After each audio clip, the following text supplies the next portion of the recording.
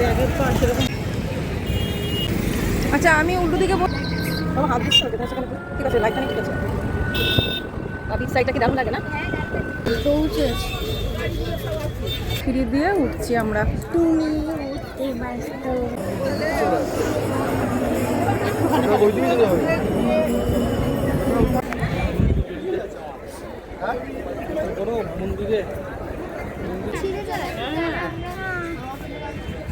মনে হয় পাটের দড়ির যেটা অনেক তো কষ্ট করার জন্য। আমি তোমাকে বলেছিলাম, কালকে রাতেও বলেছিলাম মাথাটা যাতে সেফ থাকে তার জন্যই কিনেছি।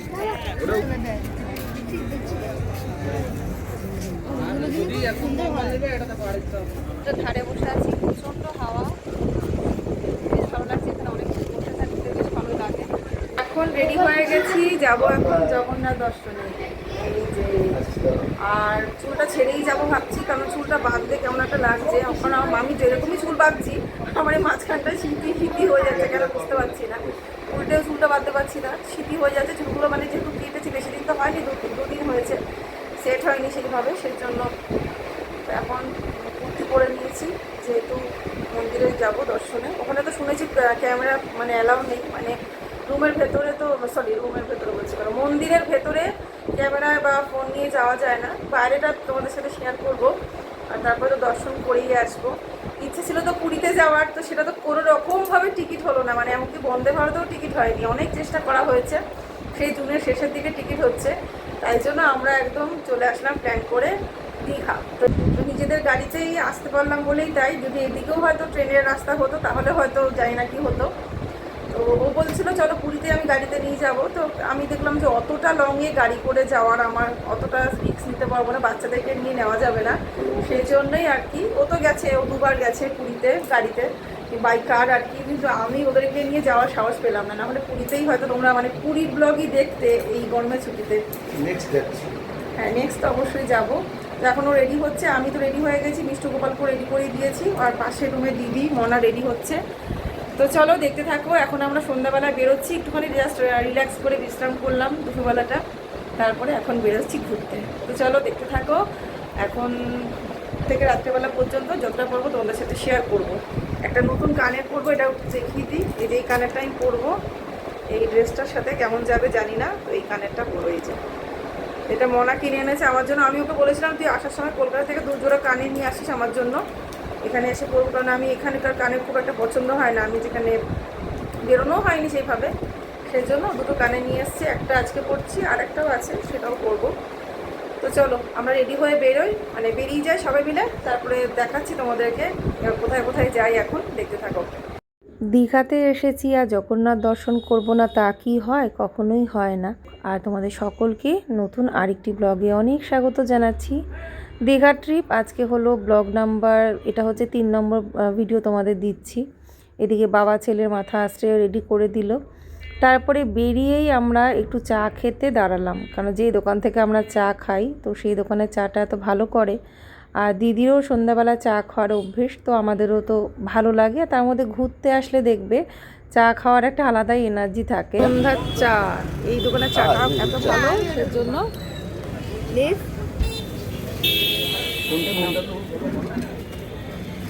খুব গরম কিন্তু বাবা। আচ্ছা, আমরা কিন্তু রয়েছি ওল্ড দীঘাতে। নিউ দীঘা ওল্ড দীঘা তো নিশ্চয়ই অনেকেই জানো। আর এই যে আমরা হোটেলটা রয়েছি, এটা অ্যাপ থেকে বুক করা হয়েছে। তো দিদি যে হোটেলটা বুক করেছে, তো দিদিও প্রথম আসা এই দীঘাতে, দীঘা মন্দারমণি, আমারও প্রথম। তবে ওদের তো অবশ্যই প্রথম হবেই বাচ্চাদের।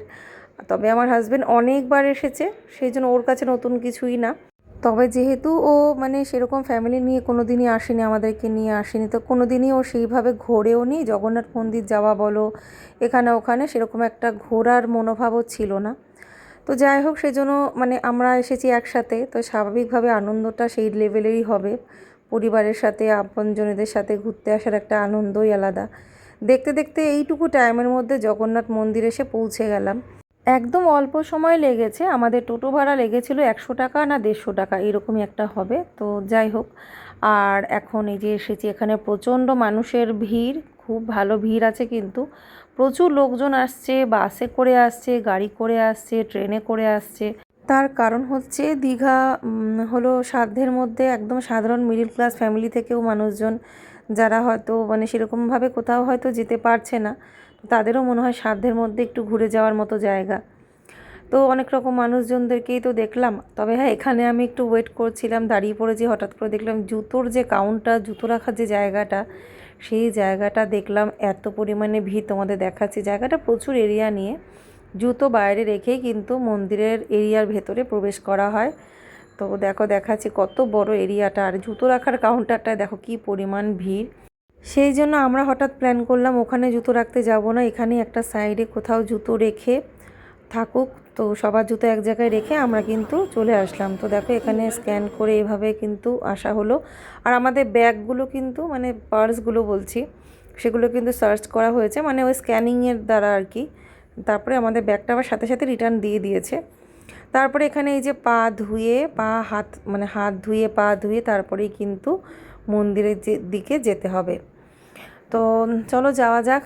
আর অনেকটা এরিয়া হাঁটতে অনেক সময় লেগেছে, আস্তে আস্তে হেঁটে হেঁটে গেছি। ভিড় ছিল, বাচ্চাদের দিকে বেশ ভালোভাবে খেয়াল রাখতে হয় এই সমস্ত জায়গায় আসলে। তবে হ্যাঁ, টোটাল সিকিউরিটি ব্যবস্থা মোটামুটি খারাপ না, ভালোই। তবুও আমি বলবো নিজেদের বাচ্চাদের খেয়াল নিজেরা রাখবে, সবসময় হাত ধরে রাখবে, কারণ মন্দিরের ভেতরে কিন্তু বেশ ভালো চাপের ভিড় আছে। তো এখান থেকে প্রসাদ নেওয়া হলো, যেহেতু জগন্নাথকে ভোগ দেওয়া হবে, তো আমরা পুজো দিয়েছি, তো পুজোটা দিদি দিয়েছে। তো দিদি সবার নামে পুজোটা দিয়ে দিয়েছে। আর স্টেপ বাই স্টেপ মানে ঢুকতে ঢুকতে তারপর লাস্ট পর্যায়ে গিয়ে পৌঁছালাম, যেখানে জগন্নাথ দেব আছেন আর কি। সিঁড়ি দিয়ে যখন উঠছি তখন দেখলাম হঠাৎ করে না মানে আলোটা বন্ধ হয়ে গেল, তারপরে আবার অটোমেটিক্যালি চলে আসলো। তো মানে দারুণ একটা মানে লাগছিল আর কি ওই জিনিসটা দেখতে। হট করে লাইট অফ হয়ে গেল, তারপরে যখন মন্দিরের চূড়ার দিকে তাকাচ্ছি তখন আবার লাইটটা জ্বলে উঠলো। তো এরকম হয়েছে, দুবার মতো হয়েছে এরকম।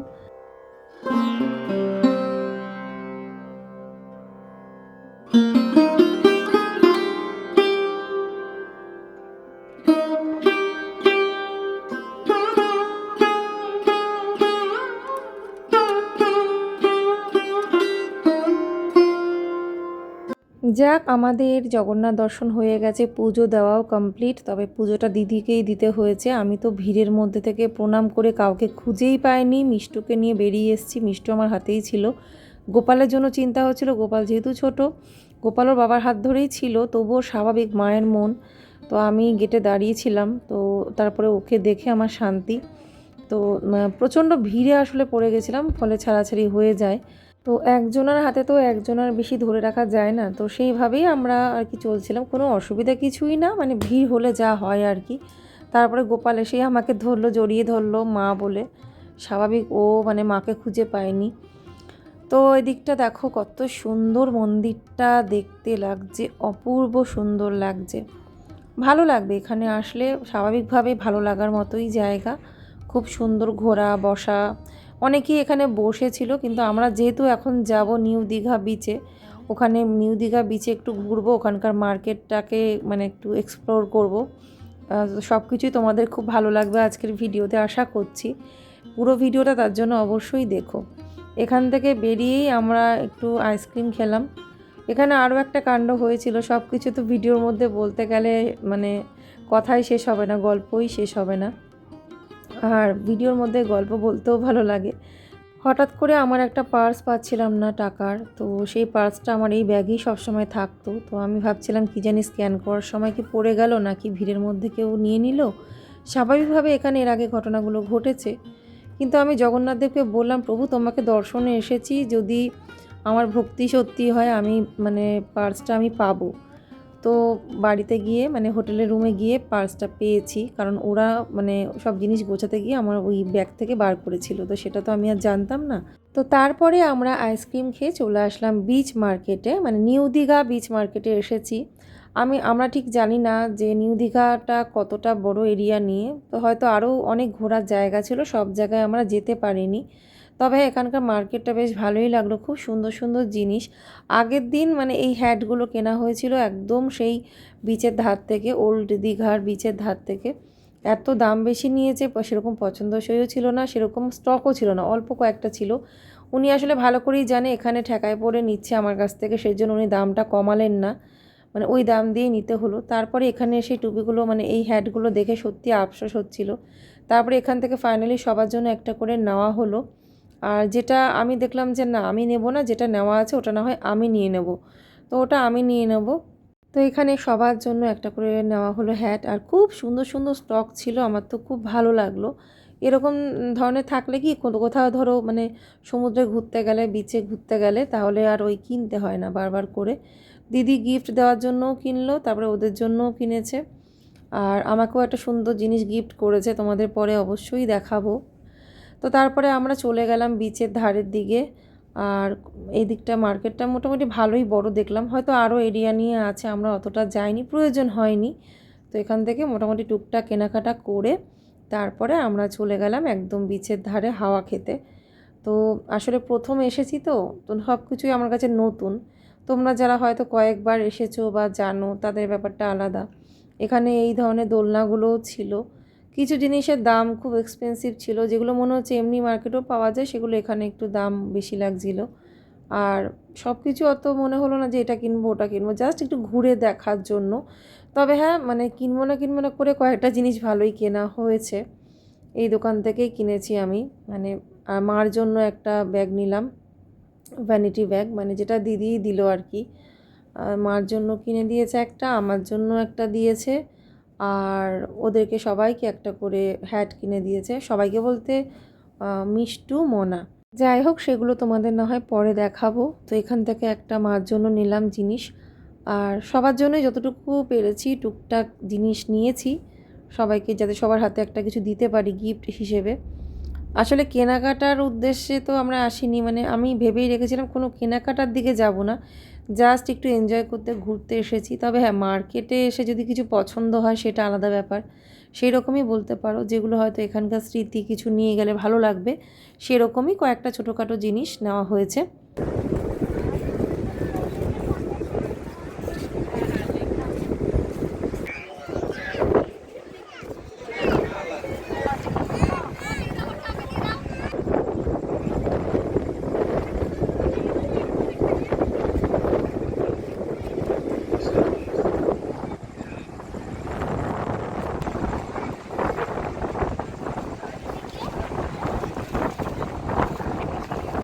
তো এখন বসে আছি এই যে সমুদ্রের ধারে বসে আছি, প্রচণ্ড হাওয়া, বেশ ভালো লাগছে, এখানে অনেক বসে থাকতে বেশ ভালো লাগে।